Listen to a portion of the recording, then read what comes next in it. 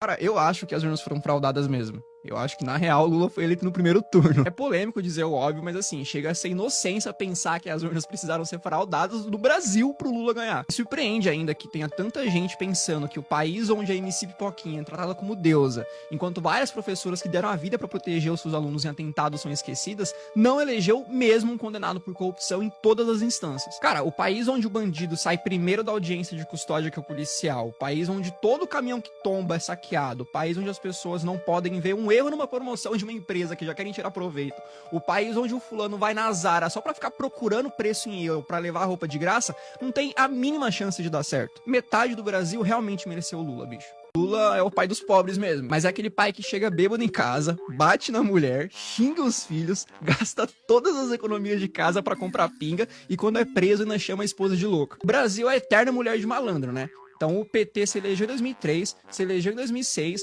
se elegeu em 2010, se elegeu em 2014, quase se elegeu em 2018, se elegeu em 2022 dizendo que mudaria o Brasil, mas o nosso país continua um dos mais pobres, um dos mais corruptos e um dos mais violentos do mundo. Assim, se isso não é síndrome de Estocolmo, eu não sei o que é, cara. Se você é um cristão de esquerda, ou você não leu Marx, ou você não leu a Bíblia. O próprio Marx, além de ser um ateu e ter construído todo o seu pensamento através do materialismo e do ateísmo, dizia que a religião era o ópio do povo. O socialismo tem essa ideia, né?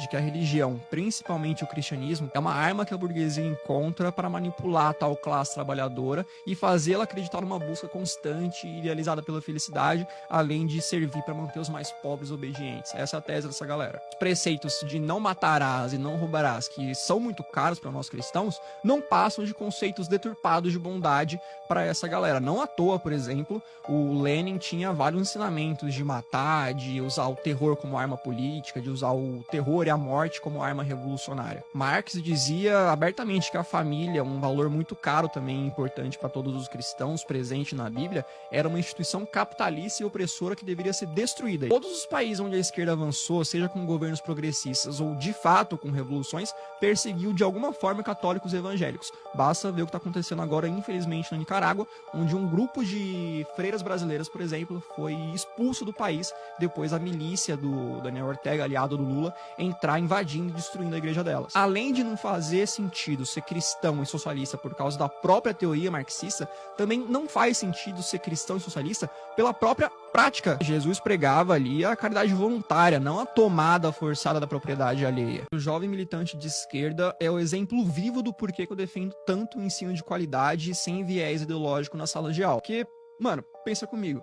Se uma criança tem aula de português sem propaganda ideológica, ela cresce sabendo que ele já é um pronome neutro e que ele não passa de um delírio de militante carente por atenção. Se uma criança tem aula de educação financeira, ela cresce sabendo que dinheiro não dá em árvore e que só enriquece quem trabalha, administra bem o próprio dinheiro e que não vai ser nenhum político caridoso que vai tirar ela da lama. Só aí com essas duas coisas, o picanheiro da república vai perder uns 10 milhões de votos, pelo menos. Se uma criança tem aula de ciências e não uma cartilha ideológica, ela aprende que mesmo se você se mutilar e chilicar muito no Twitter, você vai continuar sendo um homem biológico ou uma mulher biológica, e que no final só existem dois gêneros, feminino e masculino. Se uma criança tem aula de matemática e não uma aula de afromatemática, sei lá o que é isso, ela vai saber que a economia não é um jogo de soma zero e que os bilionários não são os culpados pela miséria no mundo. Se uma criança tem uma aula de história de verdade e não um palanque ideológico no lugar da lousa, ela cresce sabendo, por exemplo, que países socialistas, todos eles terminaram da mesma forma, com genocídio, com fome, com ditadura e com morte. E se crescer homossexual, não vai usar a camisa do assassino de homossexuais Che Guevara.